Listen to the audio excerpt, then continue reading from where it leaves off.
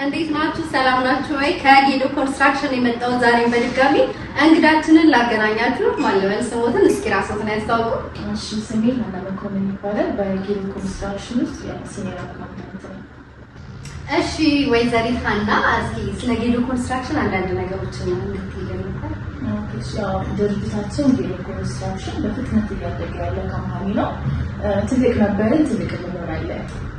በጣም ደስ ይላል። እና እስኪ አሁን ጌዶ ኮንስትራክሽን ምን እየሰራ ነው? አሁን ምን እያከናወነ ነው? ወደፊት ምን አይነት እቅዶች አሉት? እሺ፣ ያው ጌዶ ኮንስትራክሽን አሁን ላይ እየሰራቸው ያሉት ስራዎች ሮድ ይሰራል፣ ቢልዲንግ ይሰራል፣ ዌስት ዋተር ይሰራል፣ የተለያዩ ስራዎችን በመስራት ላይ ይገኛል። ኦኬ። ስለዚህ አሁን ካሉት እንግዲህ ኮንስትራክሽኖች ዋነኛ ተወዳዳሪነት ላይ ያለ ነው። በአጭር ጊዜ ውስጥ እድገቱን እያስመዘገበ ያለ ድርጅት ነው እስከምናውቀው ማለት ነው። እንዴት ነው ማለት እንዴት ነው የስራ ተነሳሽነቱ እንዴት መጣ? እንዴት በአንድ ጊዜ ለውጡስ እንዴት መጣ የሚለውን ነገር እስኪ መግለጫ ሰጥ።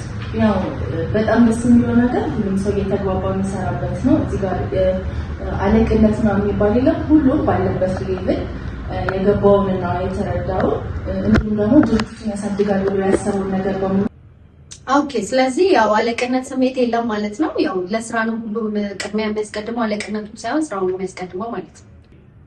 በትክክል ትልቅም ነበር፣ ትልቅም እንሆናለን።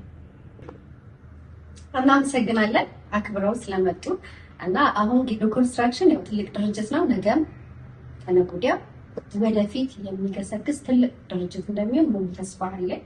ስለዚህ ጌዶ ኮንስትራክሽን የመንግስት አካል የሚሆን የግልም አካል የሚሆን ጌዶ ኮንስትራክሽን ተመራጭ እንድታደርጉ ከስር ሜንሽን ባደረግኩላችሁ አድራሻ በዛው እንድትመርጡት እናመሰግናለን። አመሰግናለሁ።